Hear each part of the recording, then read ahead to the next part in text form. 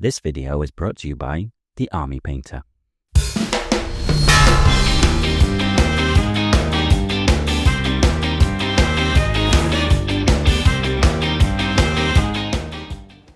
Hello, do you like technology? Like really like technology? Does the sight of a castle or any kind of fortification cause you to feel seething fury? Do you find yourself unusually excited by hazard stripes? Keewa here, your resident pigment pusher. Today I'll be taking you through painting an Iron Warriors Space Marine from the Horus Heresy, using a mix of Army Painter Air and Fanatic paints. Thanks to the airbrush, this method is relatively quick and should help you get your guys on your tabletop fast. For more painting tutorials, subscribe to us here on YouTube and head over to coonhammer.com for written tutorials, tactics and more, link in the description. I primed this particular model with black airbrush primer, black in particular because we're doing a dark metal scheme, so a dark colour is a good place from which to begin. We're going to start on the shoulder pads. You could, of course, leave these separate and paint them that way, but in my eagerness I've already glued them on. Oh well, no matter. A quick note on priming. For what we're going to do later on, it's absolutely essential that the primer is both dry and cured. The curing time depends on the manufacturer and kind of primer, so make sure you check and let the model sit for at least that long. One shoulder pad will be yellow to provide a base for the iconic hazard stripes that are so crucial to the Iron Warriors aesthetic. We'll start on the yellow shoulder pad by giving it a nice smooth covering of fey pink, keeping the coats as thin and even as possible. You might ask yourself, why am I starting to paint yellow by using pink? A fair question. Of all the paints, yellow and orange are the ones with the worst coverage. If you've ever tried to paint yellow over black, you'll know that it ends up green and messy, and unless you spend hours glazing very carefully, you're in for a bad time. However, pink covers much better than white alone, and when the naturally translucent yellow goes over the top, you get a nice, warm orange-yellow shadow. Speaking of which, the next paint we'll be using is Incursion Orange all over the pale pink pauldron, which is the base colour for our yellow triad, and gives us a lovely warm orange that's the perfect foundation for our bright yellow. The next and final paint for our yellow pauldron is the next paint up the triadic ladder, Demonic Yellow, sprayed from above. This generates some nice volumetric light while leaving the lowermost part still showing the Incursion Orange. Great, we'll leave this shoulder pad for now and come back to finish the hazard stripes later. The black studded pauldron next. For this one we'll be using Raven Black sprayed all over. Whatever you do, try not to get any on the yellow. If you're not as cavalier and devil-may-care as I am, you could consider using some masking tape or putty to protect the yellow pauldron. Alright, now that we've done our fine work on the shoulder pads, we need to go ahead and cover them both up in order to protect them from what's coming next.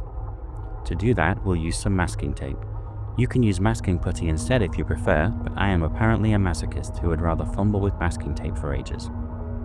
If your masking tape is very sticky, like painter's tape, remove a bit of the glue by sticking it to your tabletop and peeling it off. Do that a few times until it's not quite so sticky. Once it's on, we'll trim it down very carefully with a sharp hobby knife. If you're a young'un, get an adult to help you with this. Save those pristine fingertips and let the ragged, leathery skinned grown-ups tank that damage for you. It's the Iron Warriors way. Now that it's masked nice and securely, we're going to paint the metallic iron steel colour that makes up the bulk of the armour on our Marine. There are two ways you can go here. If you want a more straightforward monochromatic black-grey colour, you can start with night scales. However, in my case, I want it to be a little more colourful, so we'll go with an all-over coat of rough iron, which is a dark brownish metal colour. Take your time, don't flood the model, use thin coats with light passes and build up the colour.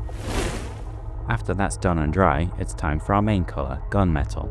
We'll spray this almost everywhere except the deepest recesses, so a little of the rough iron will show through. Again, thin coats, light passes. And lastly, a light spritz of plate mail metal directly from above gives us a nice shiny highlight. I'm just realising I left the roll of tape in the shot for this whole bit. Oh well. Now comes the nerve-wracking part, removing the masking tape. If we did this right and followed all the steps properly, it should be fine, no problem. We'll peel off the masking tape to see our beautifully preserved earlier work. If we did it wrong, especially if the primer wasn't fully cured when you put the tape on, or the masking tape was too sticky, then there's the possibility that removing the masking tape will pull the paint off with it, so take your time, go slowly, and don't pull too hard. Thank the ruinous powers, the masking was successful. Dark gods be praised. Look at that, now we have our shiny Iron Warrior with his shoulder pads. We've done so much already. Next up, the Hazard Stripes. The classic Iron Warriors accoutrement, the bane of painters everywhere. They're particularly difficult on a pauldron because they're such unusual shapes, curving in 3 dimensions as they do. Another common spot to put your Hazard Stripes is on the shin, which being a cylinder is a little more forgiving.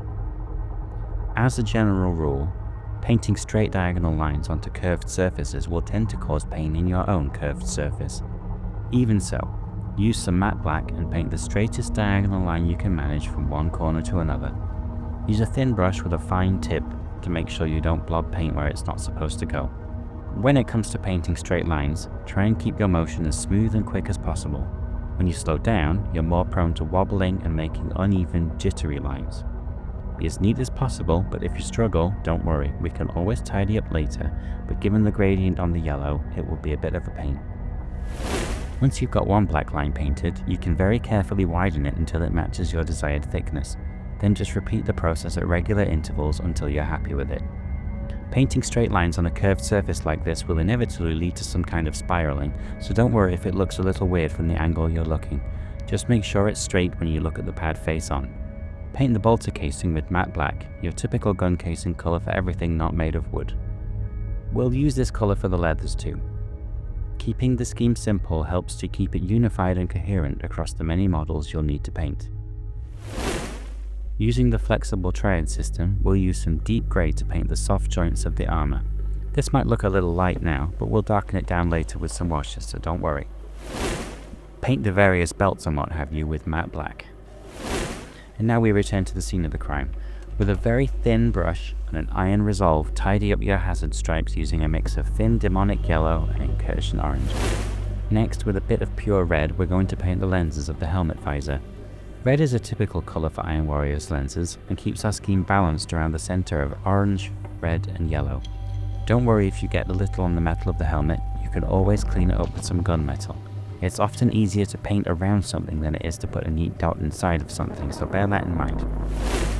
This particular bolter has a shoulder strap, so that it doesn't look like all the other black parts on the model, and the gun it's attached to, I've decided to paint it oak brown. Now we're going to shade all of the armour with dark tone, making sure not to let it pool on the flat, rounded surfaces. If we're not careful and diligent with our washing, there's a good chance we end up with a nasty coffee-stained result, so take care. As always though, should you mess up, you can always clean it up with gunmetal.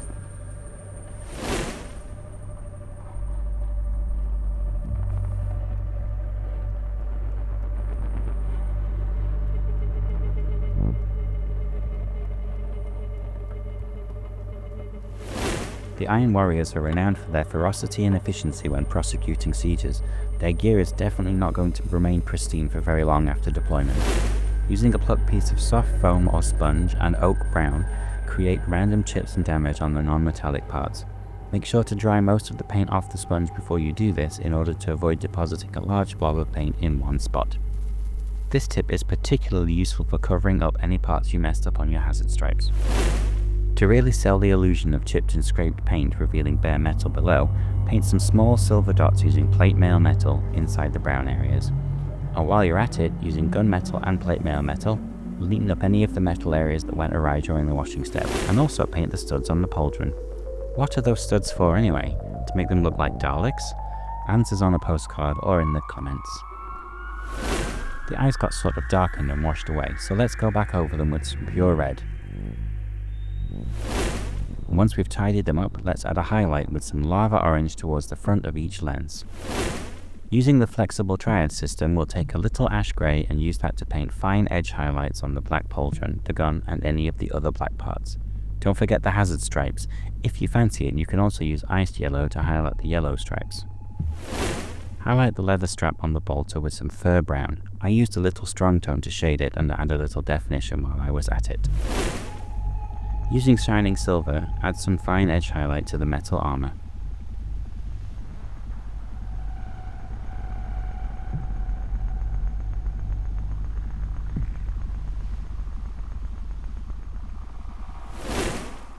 And there you have it. If Perturabo were capable of feeling anything other than sour seething rage, I'm sure he'd be happy with that. For more painting guides, hobby how-tos and other Warhammer related content, pay a visit to goonhammer.com, like and subscribe here on YouTube, and consider supporting us on Patreon. I've been Keewa, Iron Within, Iron Without. Thank you for watching.